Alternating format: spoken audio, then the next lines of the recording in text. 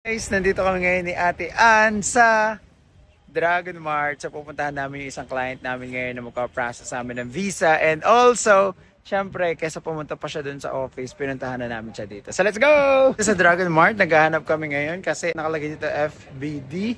And ayun, magkamukha pa pala kami ng damit ni Ate Ann ngayon. So dito sa Dragon Mart, para siyang Divisoria. Where's FBD? Guys, finally nandito na rin kami. Kasama na namin si Miss Linda. So bongga naman pala yung tinitinda nila, Miss Linda. Puro chandelier. Kamusta po, Miss Linda?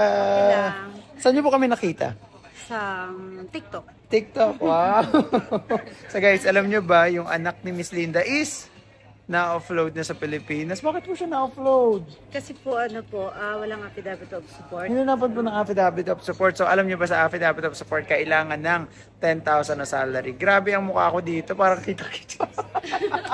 Kasi gawa ng mga chandeliers Yeah. Gawa ng mga lights. Gaya ng mga lights. Ang ganda ng mga tinda nila dito. So ngayon, ano yung naramdaman niyo po nung na-offload yung anak niyo? Siyempre, na-disappointed. Then, also yung gastos. Malaki yung gastos. Oo. So yun yung problema. Immediate family pa yun, ha? Oo, Grabe, anak no? ko. Oo. Ano po yung sabi sa anak niyo nung na-offload po siya? Umiyak doon sa immigration kasi yung ground po ng immigration ay tourist before last 2018, then Nakahanap ng trabaho? nakahanap ng trabaho. Then immediate po nung time na yon ay nagka-problema kami dahil sa papa niya namatay po. So hindi po siya nakapag-registered ng OEC. I mean yung UWA certificate. Then in-upload po siya.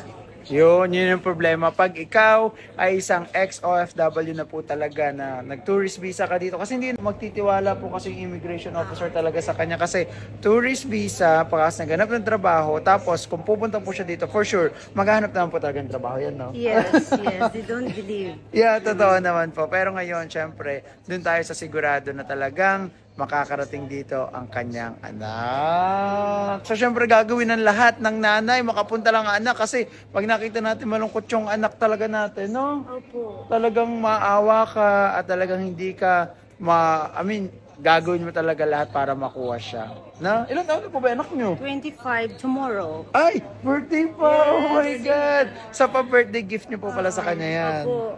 Wow, napakabait naman na nanay. Saan po kayo sa Pinas? Iloilo City. Iloilo City. Sara, Iloilo.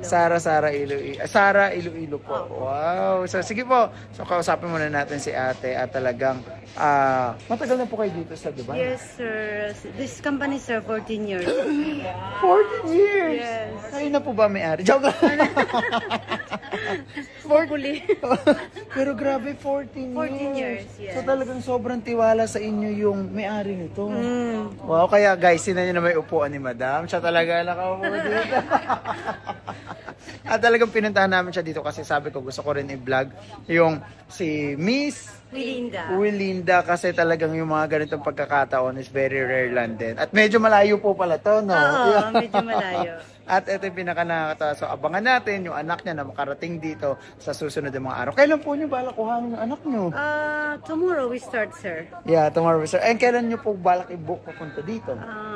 Uwi muna po ako, sir. Then sabay po kami pumunta dito. Wow! Bakasyon pa? 1 month bakasyon po ba? Opo, mga January po. Basta matapos yung papers niya, then sabay na po kami babalik dito. Pag naayos po yung papel, kunwari po lumabas bukas yung visa, 2 months po ang validity nun. Okay. Dapat within 2 months, makapunta po dito.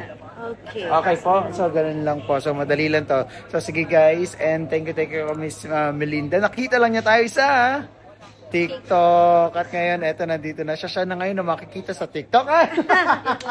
Nagsasayaw po ba kayo? Hindi. Ay! Kumakanta po? Pwede. Sige nga po, sample nga po. Ayaw. Mahihain. Sige po. So yun na lang po. Kausapin mo muna si Miss Linda. Bye-bye!